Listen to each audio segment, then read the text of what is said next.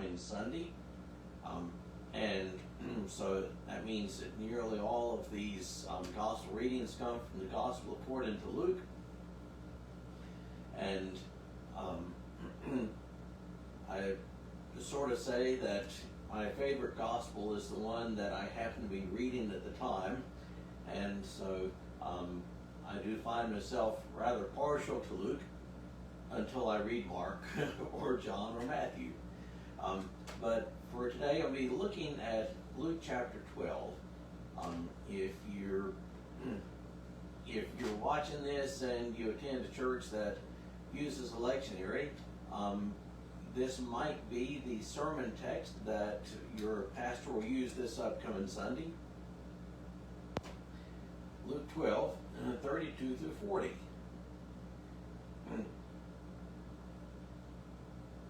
And fear not, little flock, for it is your Father's good pleasure to give you the kingdom. Sell your possessions and give to the needy. Provide yourselves with money bags that do not grow old, with a treasure in the heavens that does not fail, where no thief approaches and no moth destroys. For where your treasure is, there your heart will be also. Stay dressed for action and keep your lamps burning. And be like men who are waiting for their master to come home from the wedding feast, so that they may open the door to him at once when he comes and knocks. Blessed are those servants whom the master finds awake when he comes. Truly I say to you, he will dress himself for service and have them recline at table, and he will come and serve them. If he comes in the second watch or the third watch and finds them awake, blessed are those servants. But know this, that if the master of the house had known at what hour the thief was coming, he would not have left his house to be broken into.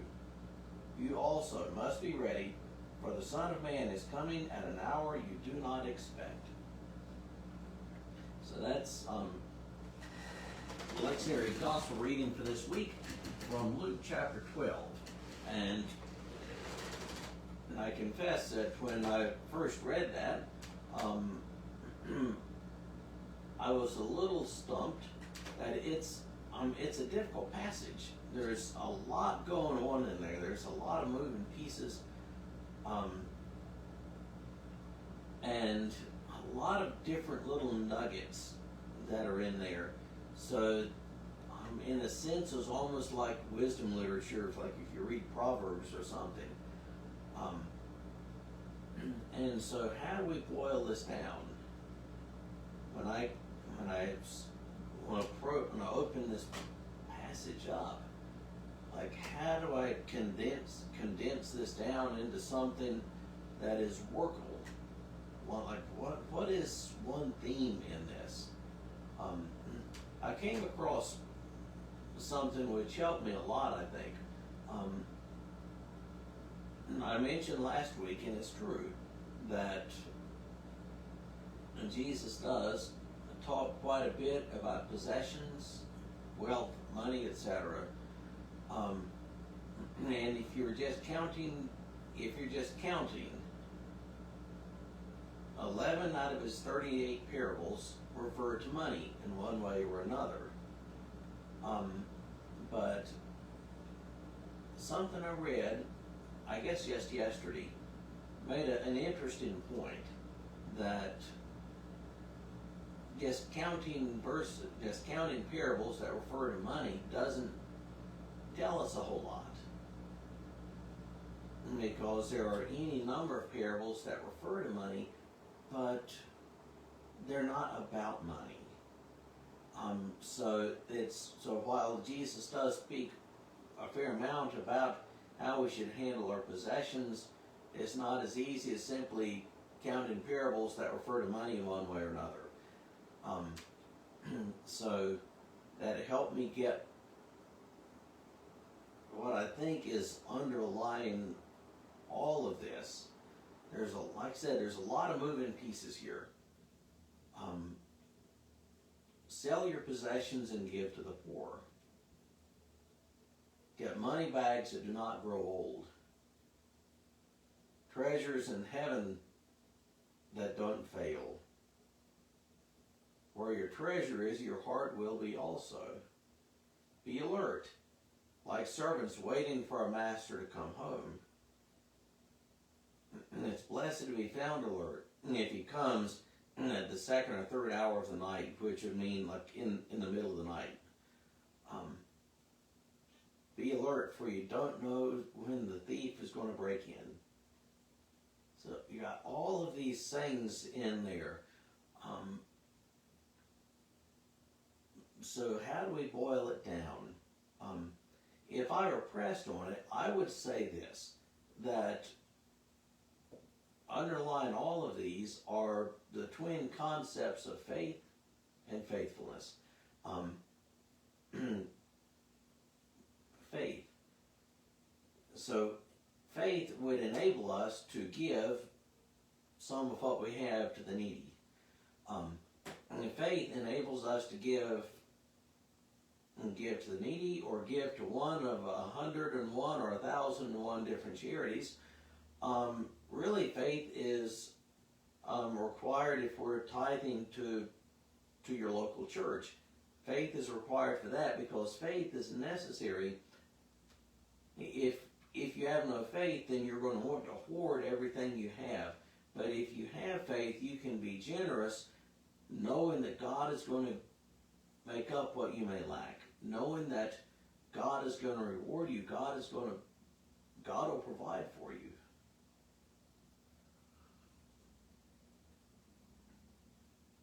Faith enables generosity. It's hard to be generous without faith, but with faith we can be generous. And then faithfulness. And faithfulness keeps us alert. And you're always faithful. You are there. So faith enables us to be generous, and faithfulness keeps us alert. Alert to Jesus coming to us.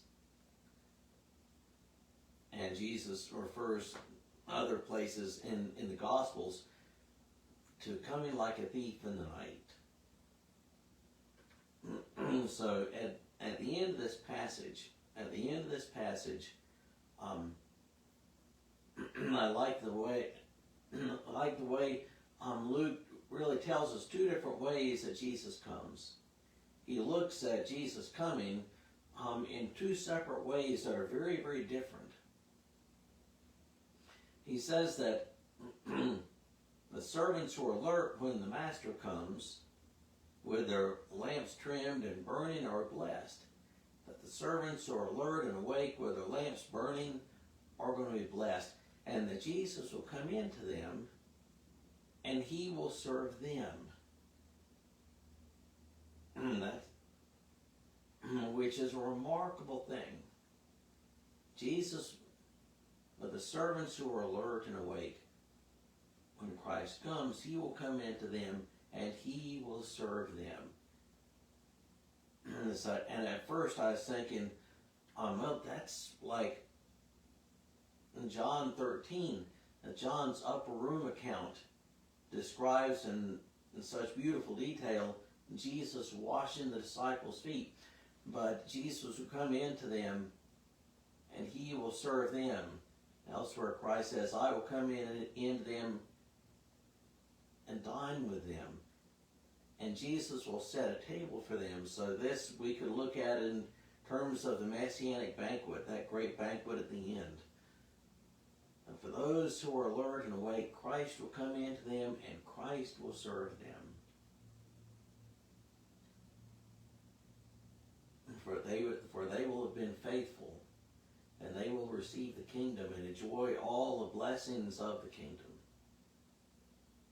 And then right after that, there's a totally different way to look at this. Very end of the passage, this unexpected warning. Very different sort. If the master of the house had known at what hour the thief was coming, he would not have left his house to be broken into. And say, if the master of the house and knowing when the thief is coming, he wouldn't have left the doors unlocked. And it's so easy to, we can apply that when we think about that. If you're careless and you leave your doors unlocked at night, and somebody can walk in and steal your stuff. Somebody can come into your house and do you harm. You leave your doors unlocked. But if you are always ready, the last thing you do before you go to bed, you lock the doors. And Jesus says here that if you know when the thief is coming, it's easy to make certain the doors are locked. But we don't know when the thief is coming, and you never know when the thief is going to come. So the smart thing to do is to always be ready. Have your doors locked if you're not there. And so this is a very different way of looking at Christ coming. So in the one sense, Christ is coming, and he will come to those who are faithful, and they will eat with him and dine with him, and he will serve them at this great Messianic banquet. But then at the end, there's this warning which harkens back to Jesus saying that he would come like a thief in the night. Two very different ways of looking at the coming of Jesus. In a passage which doesn't seem to tell us a whole lot about the coming of Jesus. But I believe it's a pretty good way of getting at all of these moving pieces. Faith and faithfulness. Faith enables generosity. Faith is what gets us into the kingdom to begin with. Faithfulness prepares us for the coming of Christ. Faithfulness prepares us for the coming of Christ, and for the faithful, those who are alert, he will come into us and eat with us and dine with us and set a meal for us. But then if we are not ready, if we are not faithful, his coming will be like a thief in the night. So let that be for us a good warning and a good reminder that as believers we are to always be ready, always be alert. Always be ready, always be alert. Using our faith and being faithful. Alrighty. I think that's a pretty good word on a Wednesday morning. Have a great rest of your day.